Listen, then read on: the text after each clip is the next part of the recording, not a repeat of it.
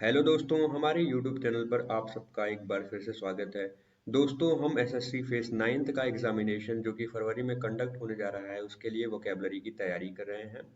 अगर अभी तक आपने हमारे पहले की वीडियोस नहीं देखी है तो उन वीडियोस के लिंक्स आपको इस वीडियो के डिस्क्रिप्शन बॉक्स में मिल जाएंगे, आप वहां से उनको देख सकते हो। So let's not waste our time and begin our today session. तो चलिए समय को बिना बर्बाद करते हुए हम आज का अपना सेशन शुरू करते हैं। Friends, the first question for today's session is choose the option which best expresses meaning of the given word. The given word is gloomy. It's an adjective.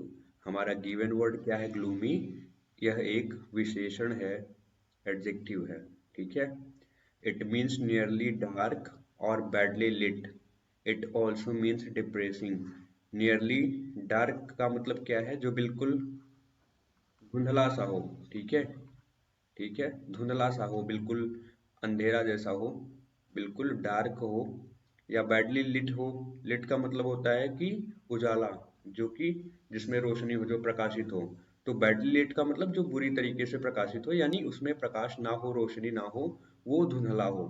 तो ग्लूमी का मतलब होता है धुंधला। एक और सेंस में इसका मतलब होता है डिप्रेसिंग। लाइक ग्लूमी, अगर कोई चीज डार्क है, बैडली लिट है, तो it tends to make you depressed, right. वो आपको क्या करती है? डिप्रेस्ड बना देती है, वो डिप्रेसिंग होती है। तो ग्लूमी का मतलब होता है धुंधला, नियरली डार्क और बैडली लिट। और you can also say it also means depressing, right? If something is glooming, we can say it's very depressing. Let's look at our options one by one. Option one is misty. It means not clear or bright. It also means blurred. ठीक है। मिस्टी का मतलब होता है जो clear ना हो, स्पष्ट ना हो, ब्राइट ना हो, उजाला ना हो, चमकीला ना हो, और जो कि ब्लर्ड हो, ठीक है। उसको हम कैसा कहेंगे? मिस्टी कहेंगे। Let's look at the next option, which is obscure. It means not well known or difficult to understand. If something is obscure, it means it is not well known and it is also very difficult to understand. Understand का मतलब होता है समझ में आना, ठीक है। तो जो डिफिकल्ट है यानी कठिन है समझने में, या जो कि अच्छी तरीके से जाना ना जा सके, जो कि अंडरस्टैंड करने में डिफिकल्ट है, कठिन है, उसको हम क्या कहेंगे? obscure कहेंगे, ठीक है। ऑप्शन थर्ड देख लेते हैं, murky. It means not clear, dark और डर्टी विथ मड, ठीक है। मर्की मीन्स नॉट क्लियर, जो स्पष्ट ना हो, यानी जो अस्पष्ट हो। एंड आप इसको ये भी कह सकते हो, it is dirty, something is dirty because of mud, ठीक है। मड का मतलब होता है कीचड़, ठीक है। कीचड़ से ढका होना, कीचड़ से गंदा होना, ठीक है, जिसके कारण वो क्लियर ना हो, स्पष्ट ना हो, तो उसको हम क्या कहेंगे? मर्की कहेंगे। ऑप्शन फोर देख लेते हैं, shadowy. It means dark and full of shadows, ठीक है। शैडो का मतलब होता है परछाई, परछाई या छाया, ठीक है। तो शैडो का मतलब होता है परछाई या छाया। तो जो फुल ऑफ शैडोज हो, जो परछाइयों से भरा हो, ठीक है, उसको हम क्या कहेंगे? शैडोई कहेंगे, ठीक है। यहाँ पे हमसे पूछा गया है ग्लूमी का synonym. It means nearly dark और बैडली लिट और depressing. So we can say the option one, which is misty, is the appropriate synonym of the given word because it has the same meaning as the gloomy has. So we would mark option one as the correct one. Let's move ahead and look at the next question. The next question is choose the option which best expresses meaning of the given word. Again, they are asking synonym of the given word. The given word is grumble. It's a verb. It means to claim about something or someone in a bad tempered way. ठीक है। तो यहाँ पे grumble का मतलब क्या होगा? Grumble हमारा गिवन वर्ड है, एक वर्ब है ये। इसका मतलब होता है किसी चीज के बारे में, ठीक है। या यहाँ पे क्लेम नहीं होगा, यहाँ पे कंप्लेन होगा। Sorry for the mistake, complain, ठीक है। तो किसी चीज के बारे में या किसी व्यक्ति के बारे में बुरे तरीके से, है ना, बैड टेम्पर्ड तरीके से क्या करना, कंप्लेन करना, ठीक है, यानी उसकी शिकायत करना, तो उसको हम क्या कहेंगे, ग्रम्बल, ठीक है। Let's look at our options one by one. Option one is scold. It means to speak angrily to somebody for something he or she has done wrong. ठीक है, तो scold का मतलब अगर आप हिंदी में देखो तो होता है डांटना, फटकारना, ठीक है। तो किसी को डांटना, फटकारना, तो उसको हम क्या कहेंगे, इंग्लिश में स्कॉल्ड कहेंगे, ठीक है। ऑप्शन टू देख लेते हैं, complain. It means to say that you are annoyed और unhappy, ठीक है। तो complain का मतलब होता है इंग्लिश में, अगर आप देखो तो to say that you are annoyed और unhappy। अगर इसका हिंदी में मतलब देखें तो इसका मतलब होता है शिकायत करना, ठीक है। तो शिकायत करने का मतलब होगा इंग्लिश में कंप्लेन करना, ठीक है। ऑप्शन थ्री देख लेते हैं, swerve. It means to change direction suddenly to avoid someone, ठीक है।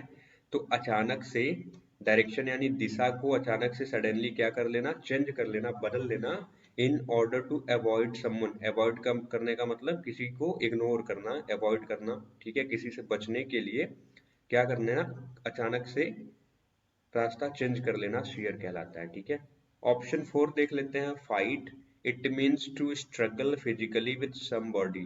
फाइट का मतलब होता है लड़ना, ठीक है, लड़ाई करना, लड़ना।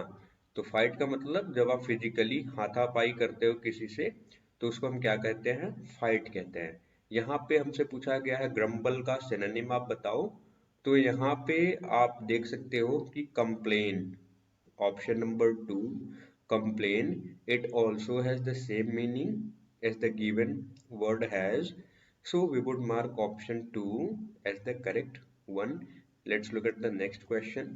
The next question is choose the option which best expresses the meaning of the given word. The given word is crude. It's an adjective. तो हमारा जो दिया गया वर्ड है, शब्द है, वो क्या है, क्रूड है, ठीक है। क्रूड का मतलब होता है कच्चा, ठीक है, जो बिल्कुल परिपक्व ना हो, तो उसको हम क्रूड कहते हैं, जो अपना प्रिमिटिव अवस्था में हो। It means at primitive stage और नॉट रिफाइंड, जो कि परिपक्व ना हो, जो कि रिफाइंड ना हो, जो कि अपने प्रिमिटिव स्टेज में हो, ठीक है, उसको हम क्या कहेंगे, क्रूड कहेंगे।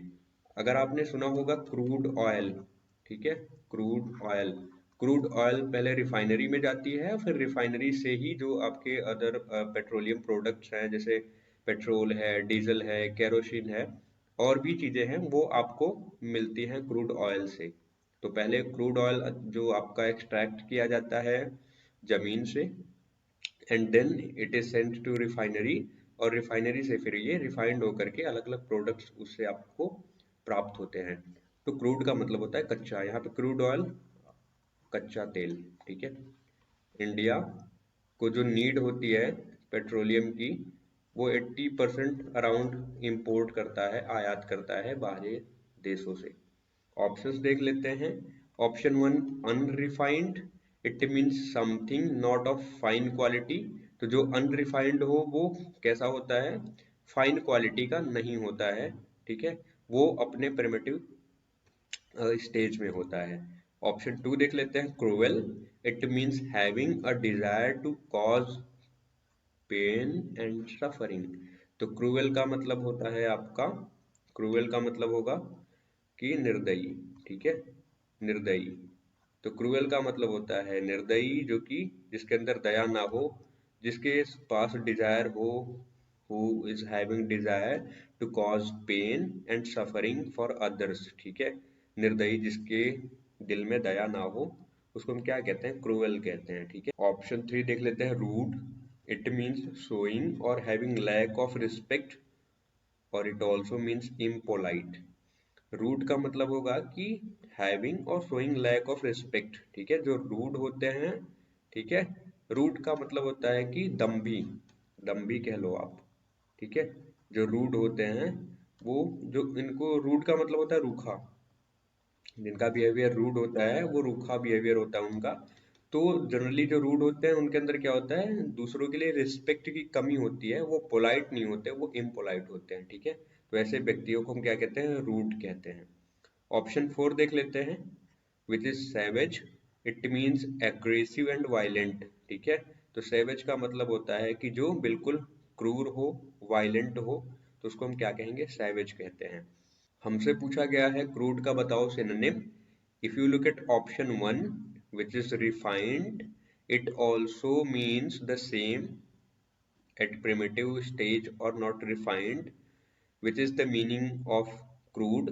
So we can say that unrefined is the appropriate synonym of the given word crude.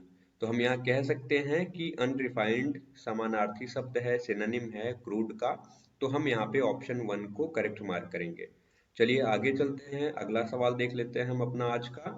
अगला सवाल है, choose the option which best expresses meaning of the given word. हमारा गिवन वर्ड यहाँ पे है इमेजिनरी, यहाँ पे एक ये विशेषण है, एडजेक्टिव है। यहाँ पे इसका मतलब होगा एग्जिस्टिंग ओनली इन माइंड और इमेजिनेशन। तो इमेजिनेशन का मतलब होता है कल्पना, ठीक है। इमेजिनरी का मतलब होता है कल्पना जनित, ठीक है। जो इमेजिनरी है वो केवल आपके केवल माइंड में एग्जिस्ट करता है, आपकी कल्पना में एग्जिस्ट करता है, वो रियलिटी में एग्जिस्ट नहीं करता। तो कल्पना से उत्पन्न, ठीक है। जो कल्पना से उत्पन्न हो उसको क्या कहेंगे, हम इमेजिनरी कहते हैं, ठीक है। तो जो इमेजिनेशन में केवल हो, जो कि केवल माइंड में हो, रियलिटी में एग्जिस्ट ना करता हो, उसको हम कहते हैं इमेजिनरी। ऑप्शंस देख लेते हैं अपने। ऑप्शन 1 हमारा है fabulous. It means extremely good और वेरी ग्रेट, ठीक है। तो फैबुलस का मतलब होता है कि जो एक्सट्रीमली गुड हो, ठीक है, जो बिल्कुल फाइन क्वालिटी का हो, काफी अच्छा हो, ग्रेट हो, महान हो, ठीक है, काफी अट्रैक्टिव हो, काफी हाई क्वालिटी का हो, तो उसको हम फैबुलस कहते हैं। ऑप्शन 2 देख लेते हैं, fictitious. It means fabricated, that is not true, ठीक है। तो यहाँ पे क्या होगा, फिक्टिशियस का मतलब होता है कि कोई चीज, कोई भी स्टोरी, कोई भी आइडिया या कोई भी इंसिडेंट, इवेंट जो कि फैब्रिकेटेड है, बुना गया है, वो ट्रू नहीं है, तो उसको हम क्या कहते हैं, फिक्टिशियस कहते हैं, ठीक है। आपने सुना होगा फिक्शन। फिक्शन फिक्शन का मतलब क्या होता है, जो कल्पना जनित हो, ठीक है, जो कल्पना जनित हो। तो यहाँ पे ऑप्शन 3 देख लेते हैं, factitious. It means not genuine but created that appears to be true, ठीक है। तो फैक्टिशियस का मतलब होगा कि not genuine but created that appears to be true. तो फैक्टिशियस का मतलब होगा कि वो जेन्यून तो नहीं है, लेकिन इस तरीके से क्रिएट किया गया है, इस तरीके से उसकी उसको अपीयरेंस दी गई है, इस तरीके से उसको प्रोपेगेट किया गया है किसी आइडिया को या किसी चीज को, कि वो सच लगने लगे, ठीक है, वो सच्चाई लगने लगे, वो सच लगने लगे। तो उसको हम कैसा कहेंगे, फैक्टिशियस। ऑप्शन 4 देख लेते हैं, fallacious. It means wrong based on a false idea, ठीक है। अगर कोई भी चीज आपकी फैलेसियस है, इट मीन्स वो गलत है, वो फैक्ट, तथ्य पर आधारित नहीं है, बल्कि एक फॉल्स आइडिया पे, गलत आइडिया पे वो आधारित है, वो तथ्यों पर आधारित न होकर के वो गलत है, एक गलत आइडिया पर आधारित है, तो उसको हम फैलेसियस कहते हैं। यहाँ पे पूछा गया है इमेजिनरी का आप बताओ सिनोनिम। इमेजिनरी का मतलब होता है कि जो कल्पना से उत्पन्न हुआ हो। यहाँ पे अगर आप देखो option 2 which is fictitious, it also means fabricated, that is not true. It means it is a work of fiction, ठीक है। ये कल्पना का जना हुआ है, कल्पना से उत्पन्न है, इसमें रियलिटी नहीं है। तो यहाँ पे ऑप्शन 2 को हम करेक्ट मार्क करेंगे, because fictitious seems to be the appropriate synonym of the given word imaginary. तो आगे चलते हैं, अगला सवाल देख लेते हैं। Choose the option which best expresses the meaning of the given word. The given word is tranquil. यहाँ पे हमारा गिवन वर्ड है ट्रैंक्विल। इट्स एन एडजेक्टिव, यह एक एडजेक्टिव है, विशेषण है। इट मीन्स क्वाइट, ठीक है, शांत, ठीक है, और यहाँ पे पीसफुल, ठीक है। तो जो बिल्कुल शांत हो, पीसफुल हो, ठीक है, शांति प्रिय हो, तो उसको हम कैसा कहते हैं, ट्रैंक्विल कहते हैं, ठीक है। जो बिल्कुल काम हो, जो बिल्कुल क्वाइट हो, जो बिल्कुल पीसफुल हो, उसको हम ट्रैंक्विल कहते हैं। ऑप्शंस देख लेते हैं। ऑप्शन वन है ट्रेमेंडस, इट मीन्स वेरी ग्रेट और ह्यूज, ठीक है। ट्रेमेंडस का मतलब होता है काफी ज्यादा बड़ा, ह्यूज, ठीक है। मात्रा में हो सकता है वो, ठीक है, क्वांटिटी में हो सकता है, क्वालिटी में हो सकता है। तो उसको हम क्या कहते हैं, जो काफी भारी मात्रा में हो, काफी जो अगर आप कह लो तो क्वालिटी क्वांटिटी दोनों में जो काफी ह्यूज हो, काफी बड़ा हो, उसको हम ट्रेमेंडस कहते हैं। ऑप्शन टू देख लेते हैं, dynamic, it means having a lot of energy and a strong personality. तो हम किसको कहते हैं, डायनामिक पर्सनालिटी का है, जो कि कई सारे काम को एक साथ करता हो और काफी लॉट ऑफ एनर्जी जो है, काफी ऊर्जा एग्जिबिट करता हो, और एक स्ट्रॉन्ग और अट्रैक्टिव पर्सनालिटी हो, वैसी पर्सनालिटी को हम कहते हैं डायनामिक पर्सनालिटी, ठीक है। ऑप्शन थ्री देख लेते हैं, treacherous, it means that can not be trusted, ठीक है, जिसपे भरोसा ना किया जा सके। तो भरोसा, भरोसे लायक जो ना हो, ठीक है, भरोसे लायक न हो, ठीक है, उसको हम क्या कहेंगे, ट्रेचरस कहेंगे। ऑप्शन फोर देख लेते हैं, peaceful, it means quiet and काम, ठीक है, शांत, बिल्कुल, बिल्कुल काम, बिल्कुल क्वाइट, तो उसको हम क्या कहेंगे, पीसफुल। हमसे पूछा गया है ट्रैंक्विल का सिनोनिम। अगर आप ऑप्शन फोर देखो, विच इज पीसफुल, इसका भी वही मतलब होगा, क्वाइट एंड काम, जो मतलब है हमारा ट्रैंक्विल का। तो हम यहाँ पे जो हमारा पीसफुल है, इसको हम क्या करेंगे, करेक्ट मार्क करेंगे, ठीक है। आगे चलते हैं, अगला क्वेश्चन देख लेते हैं आज का। Choose the option which best expresses the meaning of the given word. यहाँ पे हमारा गिवन वर्ड है sordid, it's also an adjective, it means immoral or dishonest, ठीक है। डिस और डिसऑनेस्ट का मतलब होगा आपका बेईमानी, ठीक है, बेईमान, ठीक है। जो ऑनेस्ट ना हो वो कैसा होगा, डिसऑनेस्ट होगा। ऑनेस्ट का मतलब होता है ईमानदार, ठीक है, ईमानदार होता है। और डिसऑनेस्ट का मतलब होगा बेईमान, जो ईमानदार ना हो, जो इमोरल हो, अनैतिक हो, ठीक है, जो अनैतिक हो, तो उसको हम कैसा कहेंगे, सॉर्डिड। यहाँ पे ऑप्शंस देख लेते हैं हम अपने। ऑप्शन वन हमारा है सोर, it means a part of body in pen and red, it becomes red because of inflammation, ठीक है। वो सोर हम बॉडी के उस पार्ट को कहते हैं जिसमें आपको दर्द है, पेन है, वो भी किसके कारण, और वो बॉडी का हिस्सा वो थोड़ा सा लाल है, रेड पड़ गया है, वो किसके कारण, इन्फ्लामेशन के कारण, जलन के कारण, ठीक है, जल जाने के कारण, ठीक है, फ्लेम के संपर्क में आने के कारण, जलन के कारण, ठीक है, जल जाने के कारण वहां पे रेड, वो एरिया रेड हो गया है और वो वहां पे दर्द कर रहा है, वो पेन में है, तो उस पार्ट को हम बॉडी के क्या कहेंगे, सोर कहेंगे। ऑप्शन टू देख लेते हैं, unpleasant.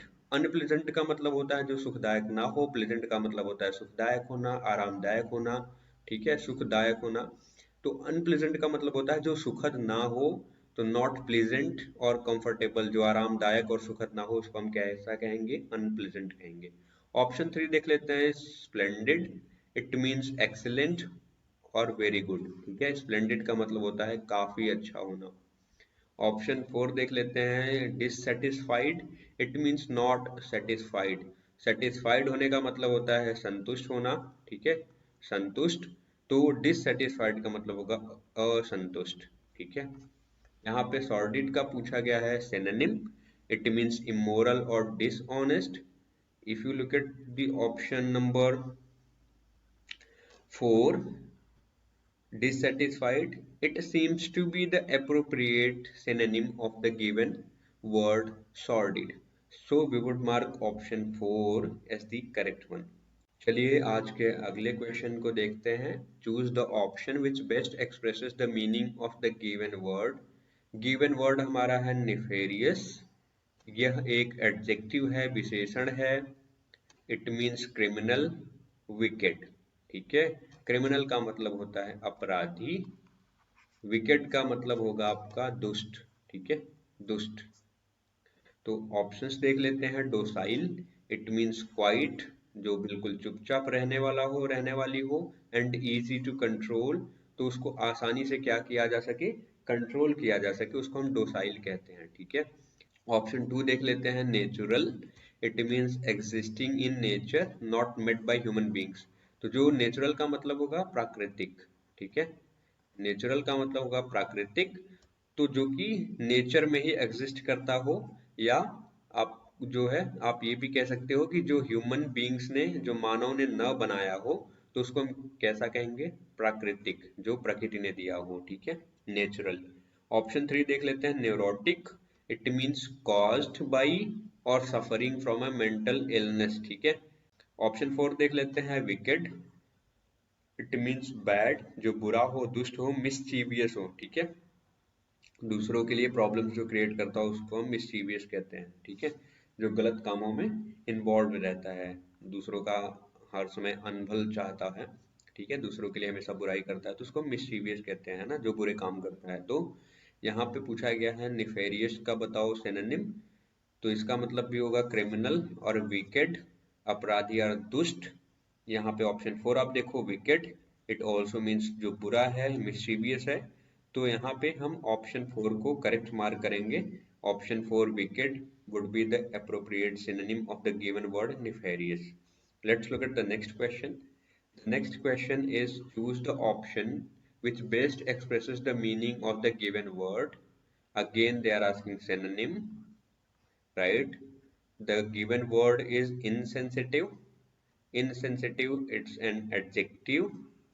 It means not caring how other people feel. ठीक है, अगर आप insensitive हो, it means you are not having any consideration for the feelings of others।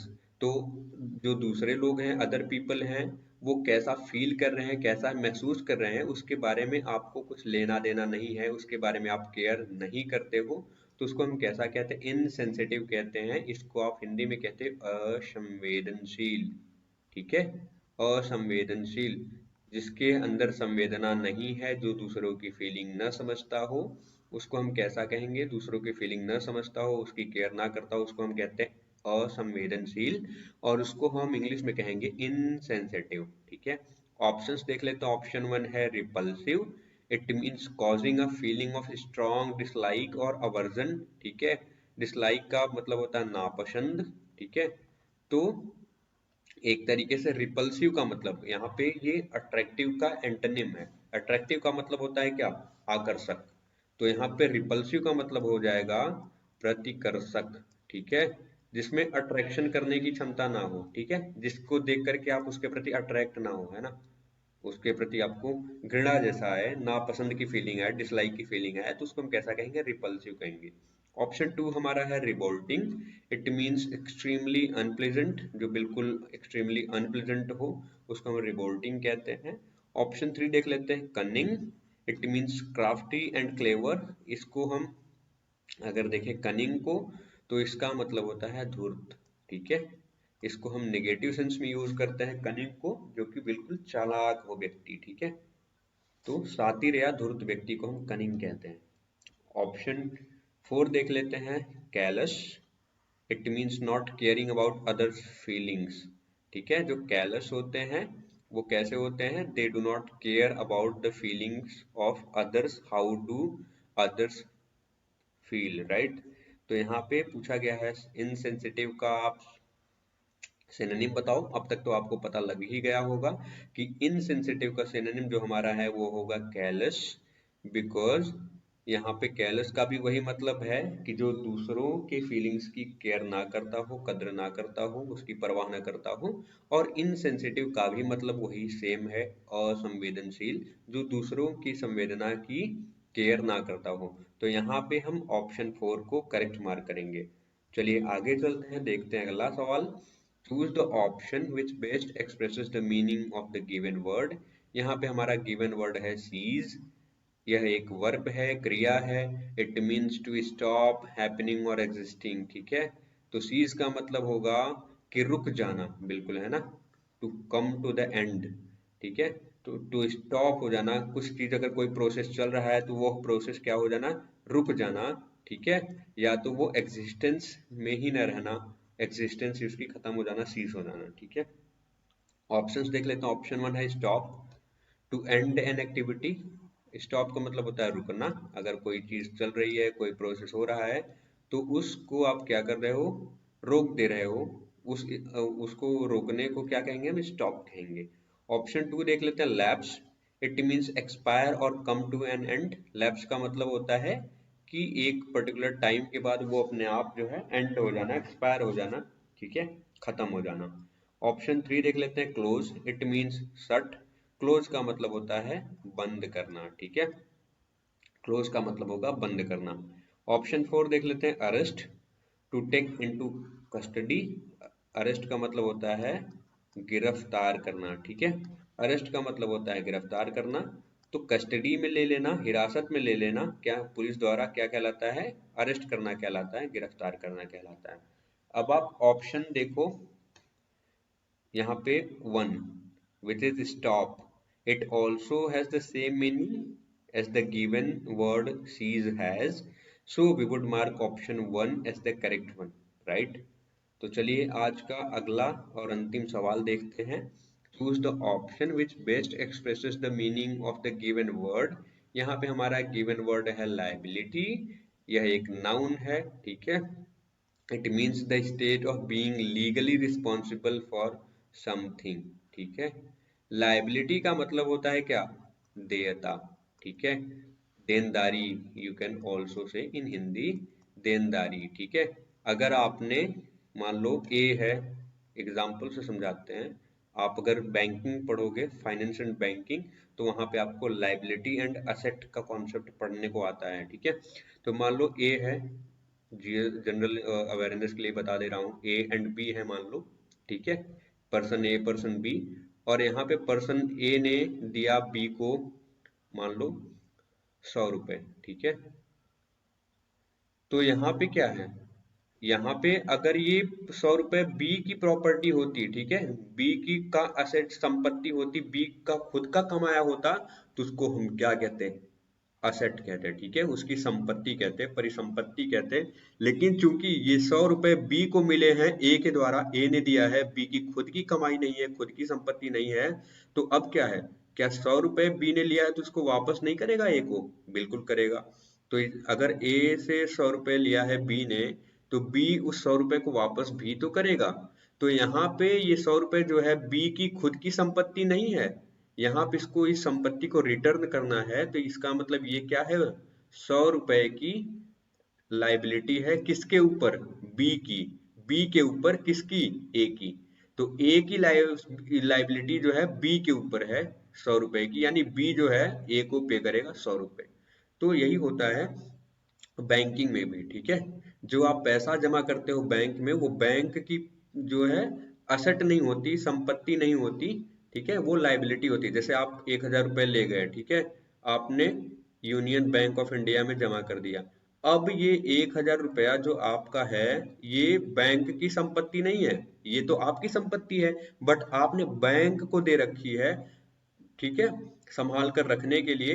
तो अब ये बैंक की संपत्ति नहीं है, क्योंकि ये बैंक की खुद की कमाई नहीं है। तो ये क्या है, आपको बैंक को, यूबीआई को, फिर आपको जब भी आप चाहोगे वापस करना पड़ेगा। तो यह 1,000 रुपए जो आपका है, यह यूबीआई के लिए क्या है, लाइबिलिटी है, देनदारी है, देयता है, ठीक है। तो अब आपको समझ आ गया होगा कि लाइबिलिटी का क्या मतलब होता है, मैंने इसको समझा भी दिया, ठीक है, बैंकिंग के रिस्पेक्ट में। तो आप ऑप्शंस देखो, ऑप्शन वन है debt. It means a sum of money someone owes. इसका मतलब, डेट का मतलब होता है ऋण, ठीक है। तो मतलब कि जो आपको देनदारी है, जो आपकी लाइबिलिटी है, वो आप क्या, उसको क्या कहते हैं इंग्लिश में, डेट कहते हैं। ऑप्शन टू देख लेते हैं, डेबिट, ठीक है। तो डेबिट का मतलब होता है आपका record of sum of money spent. Spent का मतलब, स्पेंट जो है सेकेंड फॉर्म है किसका, वर्ब का, स्पेंड का। स्पेंड का मतलब होता है खर्च करना, तो एक रिकॉर्ड, किसका record? Sum of money spent, जो भी पैसा खर्च हुआ है उसका एक जो रिकॉर्ड है, ठीक है, उसको हम क्या कहते हैं? बैंकिंग के टर्म में डेबिट कहते हैं। ऑप्शन 3 देख लेते हैं, असेट। इसको मैंने समझा ही दिया, असेट और लाइबिलिटी के कॉन्सेप्ट में, ठीक है। तो यहाँ पे क्या है कि असेट का मतलब होता है a thing of value, it can be property, money और एनीथिंग, ठीक है। तो यहाँ पे परिसंपत्ति बोलते हैं इसको, परिसंपत्ति या संपत्ति आप कह सकते हो। तो यहाँ पे असेट का मतलब होता है परिसंपत्ति यानी आपकी खुद की कमाई हुई संपत्ति, ठीक है। लेकिन अगर आपने किसी से उधार लिया है कुछ, तो वो आपकी संपत्ति नहीं होगी, आपके पास होगा तो वो, लेकिन वो आपकी संपत्ति नहीं होगी, क्योंकि उसको आपको लौटाना भी है, तो वो संपत्ति नहीं है आपकी, वो असेट नहीं है, वह आपकी लाइबिलिटी है, आपकी देनदारी है, ठीक है। अब आते हैं ऑप्शन नंबर 4 पे, क्रेडिट। क्रेडिट का मतलब होता है to pay later for something you buy. तो क्रेडिट का अगर हिंदी में मतलब आप देखो, शुद्ध हिंदी में तो होता है साख, ठीक है। अब यहाँ पे क्या होता है कि अगर आप अपने जो लोकेलिटी में जो आपका शॉप है, ग्रोसरी शॉप है, वहां पे भी आपका क्रेडिट चलता होगा। मतलब कि आपकी साख चलती होगी कि आप कोई चीज खरीद ले रहे हो और मंथ के एंड में दे रहे हो पैसा, या बाद में उसका पैसा पे कर रहे हो, तो वह जो आपको दुकानदार देता है, किसके बदले सामान देता है? पैसे तो उस समय आपने नहीं दिए, लेकिन वह आपके साख के बेसिस पे, आपकी क्रेडिट के बेसिस पे, है ना, आपकी क्रेडिट कितनी है उसके बेसिस पे वो आपको देता है। तो क्रेडिट का मतलब यही होता है कि to pay later for something you buy, ठीक है। अभी आप कुछ खरीद लो और उसके लिए बाद में पे करो, ठीक है, तो उसको हम क्या कहते हैं? क्रेडिट पे कहते हैं, है ना, साख पे कहते हैं। तो दोस्तों बस आज के लिए इतना ही। आशा करता हूँ कि आप सभी अच्छे हैं, पढ़ रहे हैं, सीख रहे हैं। तो हमारे वीडियोस को लाइक करिए, शेयर करिए, और अभी तक अगर आपने हमारे चैनल को सब्सक्राइब नहीं किया है तो कर लीजिए, ताकि आपको ऐसे वीडियोस आगे भी मिलते रहें। Thanks for watching the video, have a great day ahead. जय हिंद।